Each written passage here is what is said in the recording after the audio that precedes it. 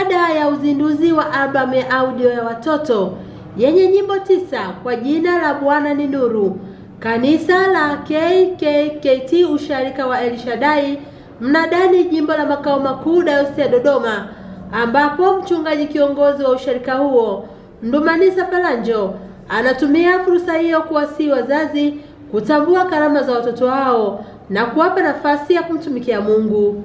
Kwa walea watoto, tutambue pia kwamba ndani ya watoto kuna karama na kuna vipawa. Tunapoona watumishi wa Mungu leo, wachungaji, wainjilisti, waimbaji wakubwa, hivyo vipawa havikuanza ukubwani. Vipawa hivyo vimeanza tangu utoto. Lakini ili hivi vipawa vikue na viendelee kuzaa matunda, vinahitaji kulelewa, vinahitaji kutambuliwa.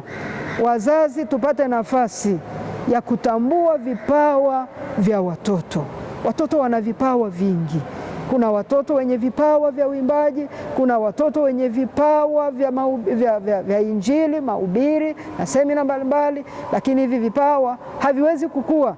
Ni lazima tupate nafasi ya kuvitambua ili tuwatie moyo, tuwaombee na kuendelea kuwashauri watembee katika hiyo njia, kwa sababu Biblia inasema mlee mtoto katika njia impasayo, naye hataiacha hata atakapokuwa mzee.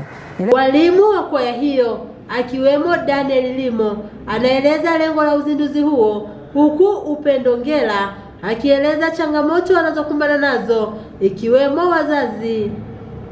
Fanya uzinduzi wa albamu hii audio kwa lengo la kupata fedha kwa ajili ya kufanya video ambayo ilikuwa inagharimu kiasi cha shilingi milioni 7. Tunamshukuru Mungu, watoto walifanya vizuri na washarika wamekuwa pamoja nasi kukusanya kiasi cha fedha ambacho kitatumika katika kufanya kwa ajili ya recording ya video. Moja ni malezi tofauti ya watoto.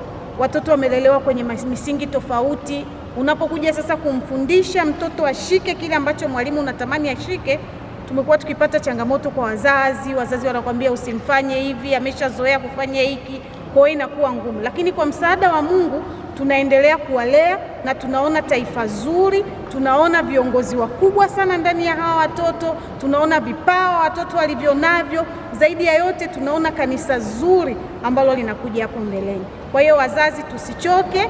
Hakikisha mtoto wako kila Jumapili unampeleka kanisani, unamleta kanisani ili apate mafunzo yanayomstahili. Mungu. Watoto nao wakapata fursa ya kueleza furaha ya kumtumikia Mungu kupitia huduma ya uimbaji na kutoa wito kwa wazazi wao kupata nafasi kumwimbia Mungu. Wasanii wakubwa sasa hivi walipitia mazoezi ya kwaya, sasa hivi wanaimba vizuri.